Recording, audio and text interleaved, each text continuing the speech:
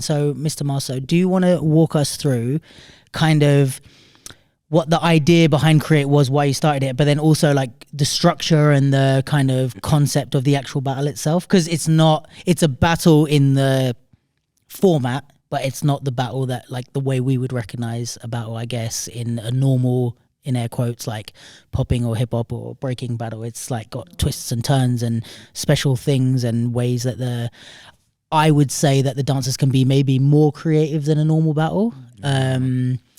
Because this is, in my opinion, I'm not speaking on behalf of Kre8 or any affiliated organizations, but that, like, in a normal battle, you know, there is one of the biggest flaws of the normal battle is that you are quite restricted, I would say, right? Like, you have to kind of stay within your style, you have to stay within a time limit, you have to stay within a certain genre of music, which can be some of the fun and part of what we love about battles, but also in an artistic way can kind of restrict how much we can let go, express ourselves and that type of stuff. So yeah, give us the insight. The insight. Okay, so I mean, first of all, the insight. First of all, Kre8 started as part of B-Side Hip Hop Festival. Okay. Which I kind of founded with a few other partners and co-directors. We came up with a program back in 2016. With the idea to create a hip-hop festival. And therefore, within the festival, we had different battle elements, graffiti, the classic kind of setup, you know, with breaking battles, hip-hop battles, old style or whatever. But I always wanted to push the creative part. And at the time, I was very inspired by what Open Your Mind was doing in Holland. Shout out to Drosha and his friends for creating this amazing festival. I was very inspired by this, and also in the same year, I was invited to enter the Collab in France, which is part of the Who Got the Flower festival in Pontcharra, France. So it's an event. It's an event, so it's a whole weekend festival that's dedicated to hip hop, like primarily breaking battles and footwork battles, top ropes, all the categories. But also they have a lovely evening, which is more experimental, more theatrical, which they call the Collab. And they invite 8 musicians, they invite 8 dancers to face each other in a kind of solo format battle. I think this is what I've seen. I thought that was Who Got the Flower. I thought that was the name of the... Right, Who Got the Flower is the umbrella name for the whole thing. And then the collab is within Who Got the Flower as part of the program. So in a similar way, you know, B-Side was the umbrella. And I thought, okay, I want to come up with something. So that was already in the pipeline. Then I went to France and I won the event. There was an amazing event. I came back really even more inspired. I was like, okay, let's try and find a space, you know, something, not a space like a studio space, but something that's going to be similar but also different. So Kre8 was born like very small scale to begin with. We did it outdoors in front of the Hippodrome here actually, and we only had one musician. Okay. And it was like really like the backbone of the event, I call it, because which people entered on the day, you know, it was quite not as organized as it is now, not as big, obviously. But it went really well, and the response was great in the street. That was the first time we did it outdoors. And then the following year, we moved indoors in the theater because I wanted a more intimate kind of space, you know, dim lighting. And then we started to have a bit more budget, so we invited more musicians. We had the DJ setup.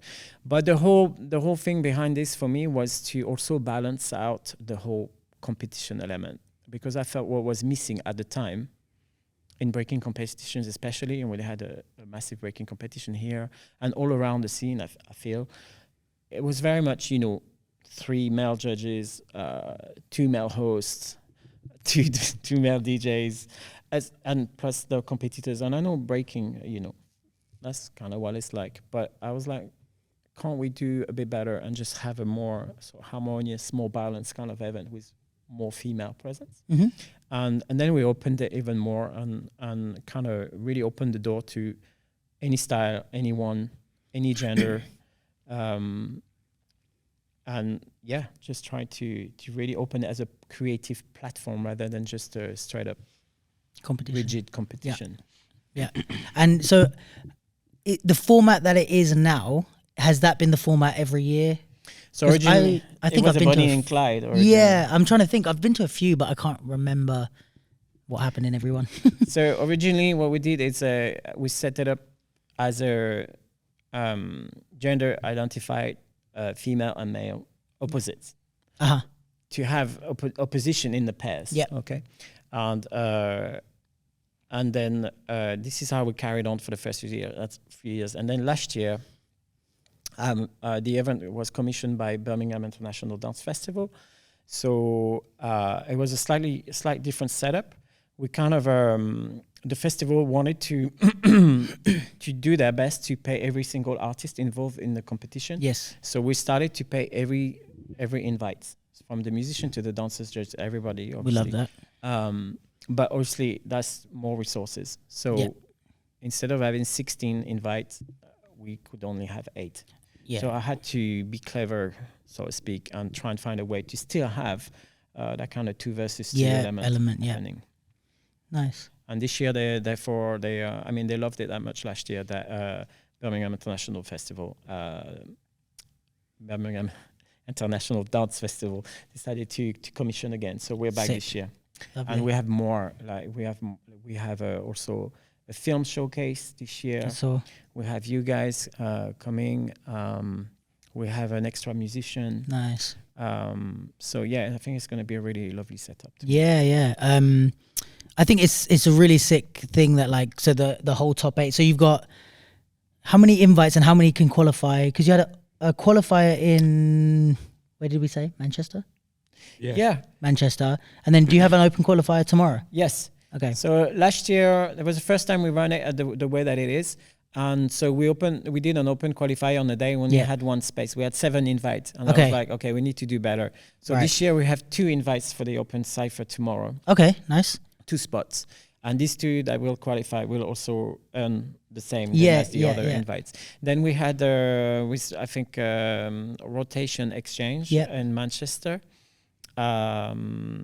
We in Yamuki was organizing an event, and so we collaborated, and he did the Kre8 qualifier. So Vasiliki is returning this year as a qualified dancer. As a qualified dancer. So you got Manchester. 3 qualified and 7 invites, and basically all. No, that maths did not work. 6 invites. Well, 5 invites. 1 qualified already. Yeah, 2 open. I was like 6, 7, 9, 11.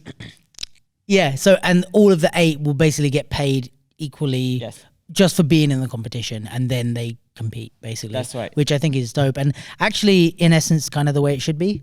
Like, so it's like you're kind of doing something that it's like it kind of makes you realize like, wait, why am I not getting paid for all these other battles?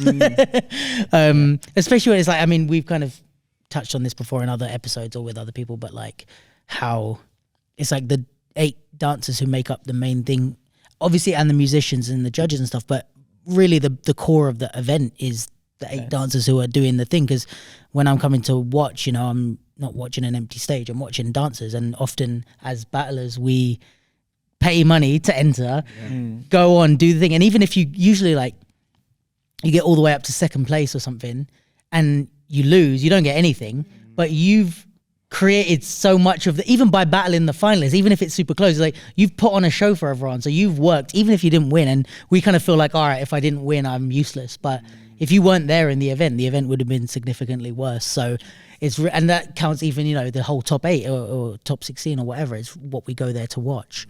So yeah, it's really nice to see that. Like everyone I mentioned that to is like, oh yeah. And you kind of sit here like a glass shattering in their head. They're like, wait, we don't get paid for battles. What's going on? Like, it's a really nice this is a concept that, I mean, it's been thought about before, but you obviously you can't always do this because it's more resources. Yeah. I gotta give it to Who Got the Flower again, because they're the one, I think, from what I know, there may be others, but they're the one that kind of pioneered this concept in the battle circuit, where they at the collab they've always paid all their invites as well. So.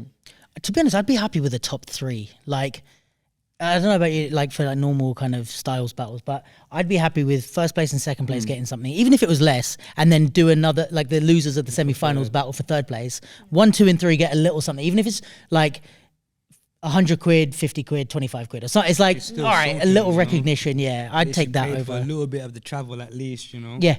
You at least buy yourself a consolation dinner, you know? All right, I came third, but I'm going Nando's, you know?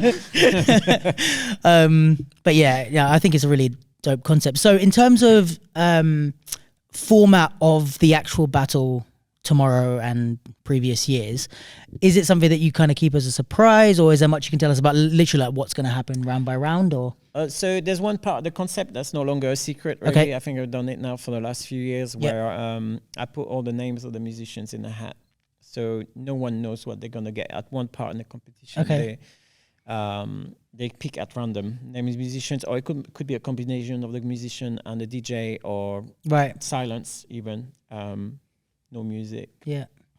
So there's, I can't remember last year who got no music.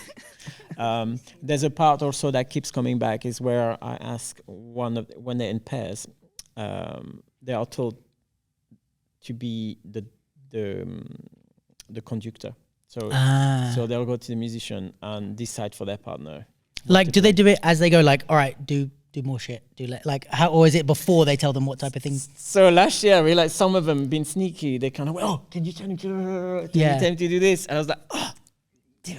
Oh, like you told your partner what to I say. thought they would not. They would just go, you know. But But yeah, the they try and person bend the who's rules. the person who's conducting, are they like standing next to the musician saying, "Now do this, now do this"? Well, but in some cases, that's what I wanted, and it has happened. But in some cases, I don't know, every time there's a different scenario coming from the dancers. They'll be like talking to each other. I was like, "Oh, I didn't preempt this." They're like planning. They always try to plan. So every year I try to hold back on telling them what's going to happen. So I can. So do these type of concepts come straight from the top 8, or do you do like a normal versus battle in the first round and then move on to concept, or is that something you want to keep surprise? Originally, we had a qualifier cipher, like the top 16. I can't remember. We would have a track. They would pick a number from 1 to 100. Yep. And that pair would get a random track. And Okay. that's how we decide on our top 16. Mm-hmm. And then thereafter, the concept would change every year. I even had someone that had a kazoo, Robert, the kazoo in his pocket on the day, and he used it. came out with the kazoo. Sick. Why not? So the kind of overall concept is there's live music, dancers, and then there's like conceptual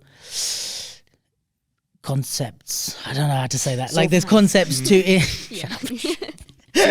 So I would say so far it's been very light. You know, it's mainly been music based kind of concepts. Yes, you know, yeah. In order silence. to like help the dancers to be free and do Yes. different stuff. I never really wanted to go too deep and fall into this area where we're like, okay, now be a donkey on the beach. I never really wanted to go there because sorry, I mean I love the experimental stuff, but then there's a point I feel it can become a bit silly. Yeah. Like it's like or a track out of the hat and then you get the Britney Batman Spears or theme yeah. tune. And it's very funny for the audience. I get that there's entertainment value in it, but my vision was always about bringing the best out of the dancers, Yeah. and not to push them to the point where they feel a bit, so out of their comfort zone Without in a feeling bad silly. way. Yeah.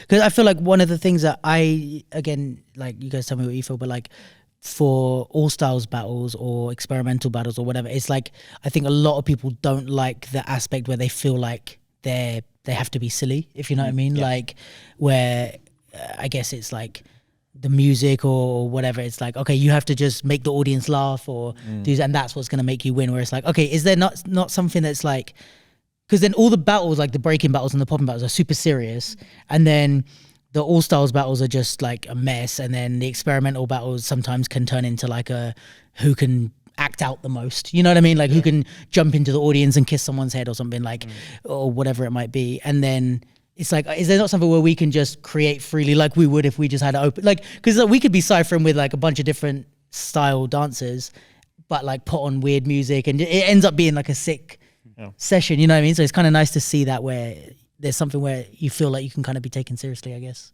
Yeah, and I think if you're funny or if you're like clowning or whatever, if it's in you and Yeah, it's sure. natural, I like the idea of giving you the space Yeah. to do that if that's your character. Yes. but I won't necessarily just Like pressure force you. it. Yeah.